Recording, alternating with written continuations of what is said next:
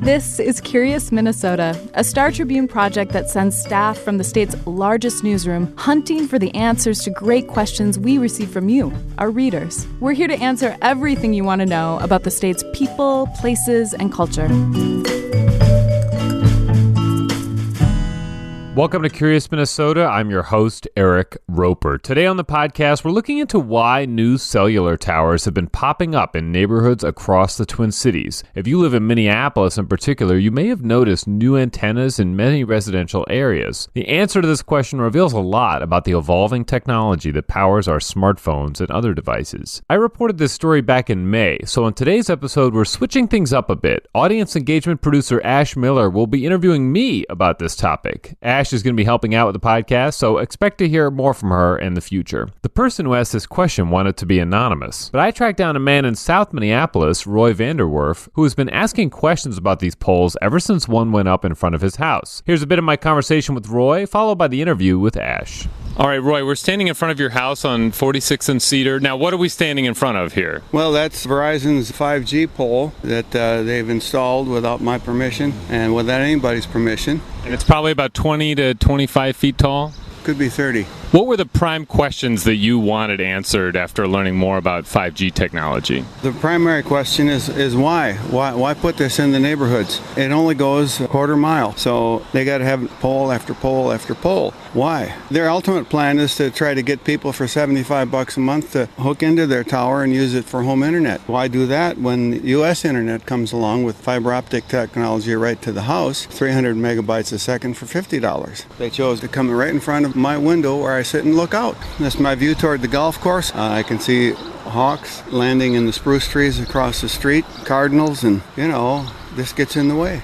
So, Ash, what are we talking about? I know what we're talking about today, but you cue it up for me. Yeah, so my job as an audience producer means that I'm on social media a lot, and I get a lot of reader feedback. And something that I noticed in the last few months is an uptick in people talking about 5G towers. Tell me what I need to know about this. I have no idea what 5G is. I'm glad we're talking about this. When I was researching this story, I kind of felt similarly. Wireless technology science is like a whole world I just don't know anything about. And I will credit, in particular, a guy named Mike Dano, who works at a trade publication named Light Reading, who we quote in the story. So he helped me a bit, and many other people along the way helped me. So 5G is the fifth generation of wireless technology. So we had 3G, which we all kind of remember. Then we had 4G/LTE. These are kind of synonymous terms, and that's what we're living in today. Okay, yeah, that's what I'm familiar with. And each of these technologies kind of brings about different potential things that's hard for us to envision today. So, for example, someone was mentioning to me that the idea of food delivery and being able to track your Lyft driver or Bite Squad driver or whatever on your phone, that kind of live updating and stuff like that, 4G really made that possible. And obviously 4G was faster than 3G if you're going to be watching YouTube movies or what have you. Right. So 5G is the fifth generation. So 5G is capable of being 10 to 20 times faster than 4G. It's not just about downloading movies, although one person said to me, you could be waiting in line at the airport with your kids and download Harry Potter in HD in 30 seconds, right? And get on an airplane, right? But more importantly, it's things like autonomous cars need to communicate in the future, right? If you imagine all these split-second decisions that autonomous cars are going to be making and they need to be communicating with each other, or improved teleconferencing, that's something big with work from home, new uses for virtual reality. It's not just about watching a YouTube movie on the bus or something like that. There's a lot of other sort of elements to it. Yeah. So it doesn't seem like 5G is really that prevalent yet.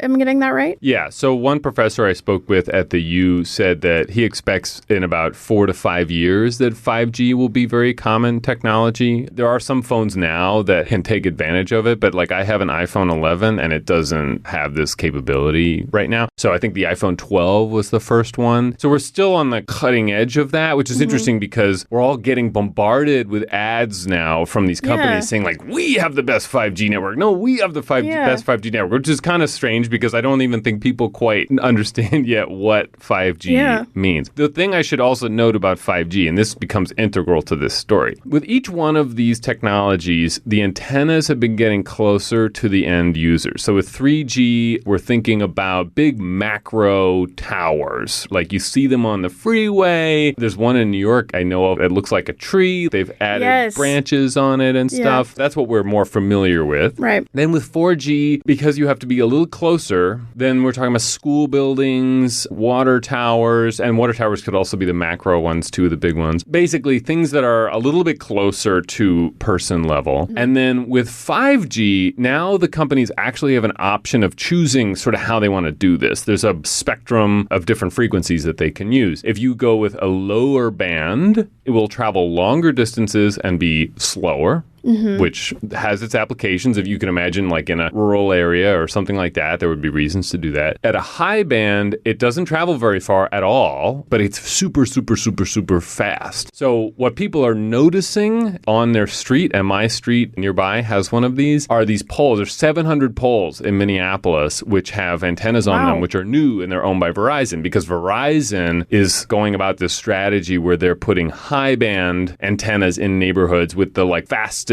possible speeds. Okay. And that could basically replace a home internet is one of the things that they're sort of marketing it. They're calling it their 5G ultra wideband. Every one of the companies has a different term for these things. And so it can get a little complicated. Within the Twin Cities, there are different ways of deploying 5G, and some of it is very noticeable. But with mid-band, which is also very common, you could add on an antenna in an existing location in some cases with the mid-band. So you wouldn't necessarily need new towers everywhere. Right. So you kind of mentioned this, that these kind of popped up kind of relatively recently. And then Roy mentioned in his question that he also noticed these popping up kind of out of nowhere without, anyone in the neighborhood knowing that much about it. How does something like this kind of just happen? 700 poles in Minneapolis? That's crazy. And that just overnight? I know not overnight, but you know what I mean. Like, it was pretty quick. Yeah. I mean, it's not overnight. It was like, maybe like a year and a half or so, or 2 years. So I think what was interesting about this to me is that we're in this era right now where in local government in particular, you hear a lot about public engagement. In parts of Minneapolis, when there's a big renovation going on, as a neighbor, you're going to get like a notice and they might tell you where the porta potties are going to be. And like you're going to get all this information because people have complained that they don't know enough when something's happening in their neighborhood. New development going up, you're going to get something. Like there's also all these examples. So Minnesota was one of more than 24 states that passed laws basically streamlining the regulation for what are known as small cell sites, because with 5G, because you need them so close to things, these are going to be little poles with an antenna on it. It's not a huge macro tower, so they call it a small cell site. Okay. And so we have rules that basically preempt most local government decisions about where those are going to go. It's not like someone proposes putting one up on this block and then the neighborhood can come out and say, well, we oppose this, we don't want it here, take it away. With a development project, that's what happens, and it's not always successful, but there's a public hearing and there's a big debate about it, and then we have a decision. That hasn't been happening. Mm-hmm. And the FCC actually issued an order which basically did something similar to the Minnesota law. So even states that didn't pass their own laws now have these kind of streamlined rules that came from the FCC. It puts on deadlines for cities to make decisions and also sort of limits where they can say no to things and things like that.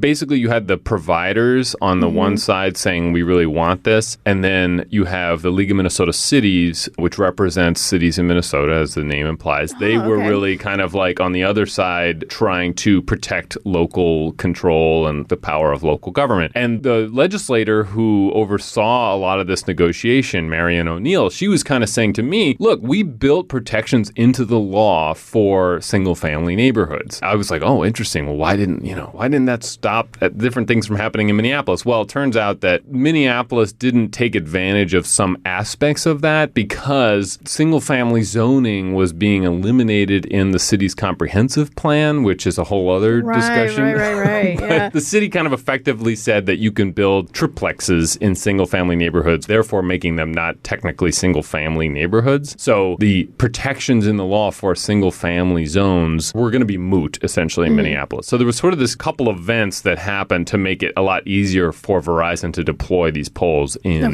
Minneapolis. These poles are just kind of coming out of nowhere? They're building them just ground up? So it's sort of going differently by different providers. So Verizon is most obvious to us right now, at least in Minneapolis, because they are deploying this high band technology, which requires a lot of antennas, right? Like they need to be really densely spaced with each other. I don't mean to just call out Minneapolis, except at least when I wrote this story, that was really where the bulk of them were. Bloomington and St. Paul had a couple, but nothing quite on the scale of Minneapolis. The other providers are also rolling out their 5G in the Twin Cities, but it's less noticeable because they are not quite deploying the same sort of high band strategy of that top speed in all the residential areas. They are doing some of that around like stadiums, for example. It's also a high capacity band. If you're going to do high bandwidth, you can get more people, faster speeds, but low distance. So if you're next to a stadium, that'd be a good place, right? A lot of density there. But a lot of times they're able to swap out antennas that are on existing infrastructure. Not all the time. But so there's 5G upgrades that are happening that would not necessarily be obvious because they are happening on, existing infrastructure. And then downtown, pretty much everything is on like a streetlight pole. So there's sort of another process where you quote unquote co-locate.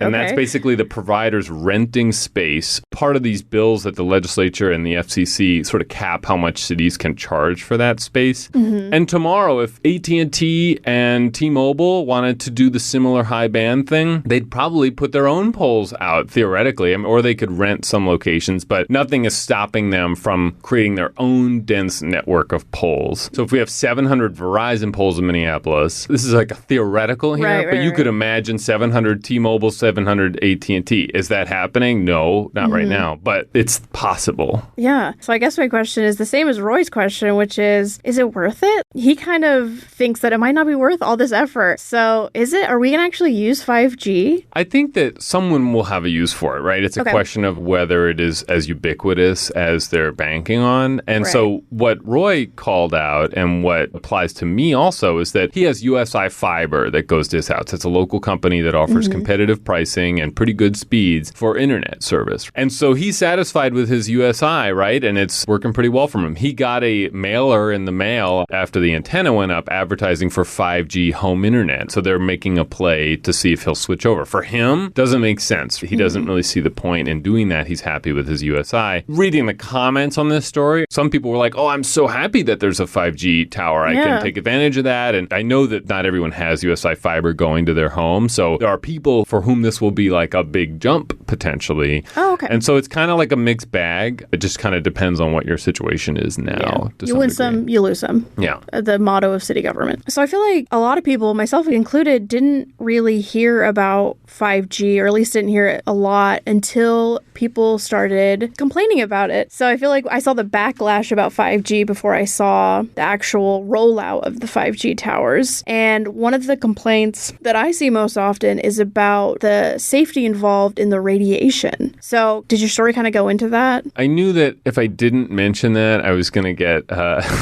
criticized as like sort of skipping over the issue. Yes. The story was definitely not meant to be mostly about that because I feel like a lot of the coverage around 5G, as you're alluding to, has been on that topic. But let's sort of get into that. So first of all, it's a logical thing for people to be talking about since we know these antennas are getting closer to us and where we live, right? They have moved from being just the big macro tower to being all over a neighborhood. That's like a big change. So that's the kind of thing that would raise questions. And people have concerns about radiation and cancer risks. The American Cancer Society has like a whole web page on this because you can imagine they probably get a lot of questions about it. Yeah. And their position is that basically, quote, there isn't a lot of evidence, unquote, to support the idea that cell towers are a health risk, but they also feel like more research needs to be done on this issue. Maybe that's as a cop-out answer, but essentially there's nothing jumping out in the research research now, but there probably isn't enough research on this topic. It's kind of not settled, but I also think that people who sort of describe this as being like settled science, that it's dangerous, it doesn't seem like experts like the American Cancer Society are quite there yet. I think they would like to see more research done on it. All right. Well, thank you for giving me a very brief kind of overview of this issue. I feel like now I can go out and talk to our social media followers with a little bit more authority than I have been. Great. Well, Ash, thanks so much for interviewing me. Yes. On the Curious Minnesota podcast. Yes. I'm a journalist to the core, so I love interviewing people who know more than me. So perfect. All right. Thanks. Thank you. Okay. That's it for today's show. Our next episode will be about another story I worked on recently involving a giant hidden wall that has protected St. Anthony Falls in downtown Minneapolis for more than 140 years. I got really fascinated with the engineering and local history involved in this complex story, so be sure to tune in for that interview with John Anfinson. And be sure to check out some of our latest Curious Minnesota articles at startribune.com/curious. We publish them online every Friday morning and in print on Sundays. As always, we'd love to hear your feedback about this show or any questions you'd like us to tackle at Curious Minnesota. Just send us an email at curious@startribune.com. Thanks. Thanks for listening to Curious Minnesota. We want to hear from you. Ask questions and read more stories online at startribune.com/curious. Our show is recorded at the Star Tribune's headquarters in beautiful downtown Minneapolis, and our music is produced by Matt Gilmer. If you like the show, please rate us on iTunes or leave a review. And until next time, stay curious.